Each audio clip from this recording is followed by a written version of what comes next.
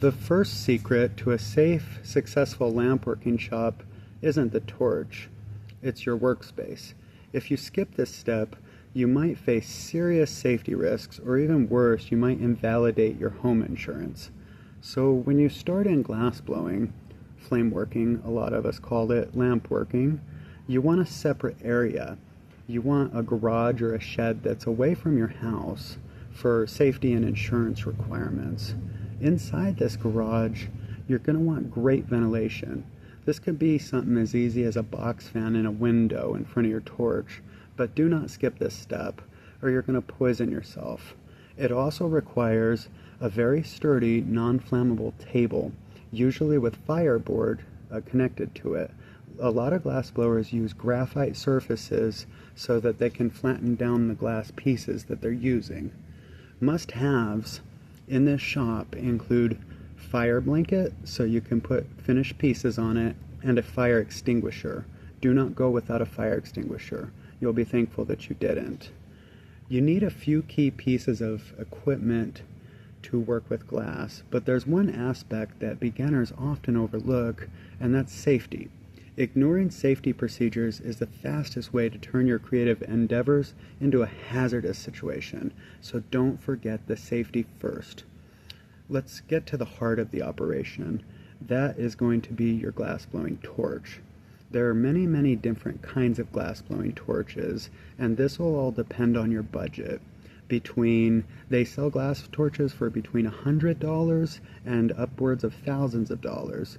What I like to do is I like to let my skills dictate which torch I use, meaning you're going to get better, but you don't start off really, really great. So it would be really, really stupid to buy a very expensive torch to start. A lot of other people use oxygen concentrators to make their oxygen, but you can also buy K-tanks. You can rent them from local welding suppliers, and that's going to be the green tank. And they cost between $20 and $75 to get filled.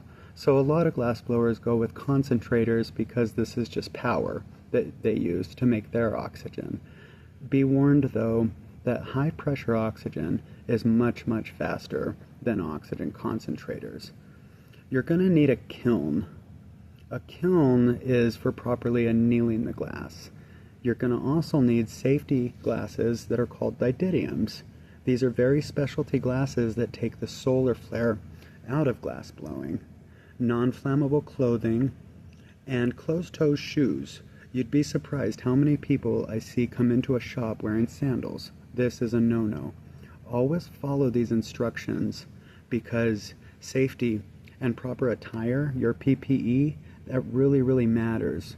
You'll get something in your eyes called flash burn, and you don't want that. It kind of feels like sand in your eyes when you do that.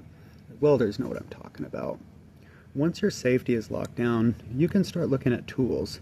These are the items that help you coax melting glass into beautiful forms. You're going to need raw glass. This could be either soft or borosilicate.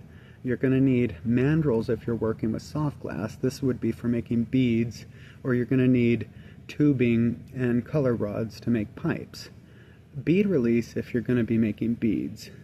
This is applied to the mandrel to keep it from sticking. Hand tools like graphite paddles, tweezers, presses. You need a claw tool. These are all for shaping. And the first skill you need to master isn't shaping like the perfect pipe. It's learning how to control the glass's temperature. You're always going to keep it spinning. Understand that preheating prevents the thermal shock, which will keep this stuff from, exploding. So you're going to want to preheat it in the most outer part of your torch, and then you'll work it back into the flame. But always keep the glass spinning. And what'll happen is it'll start to gather. It'll start to gather, and that means you're heating it correctly, and it's going to want to move. It's going to want to move, but you're going to keep it spinning so that you can keep it as a basic shape.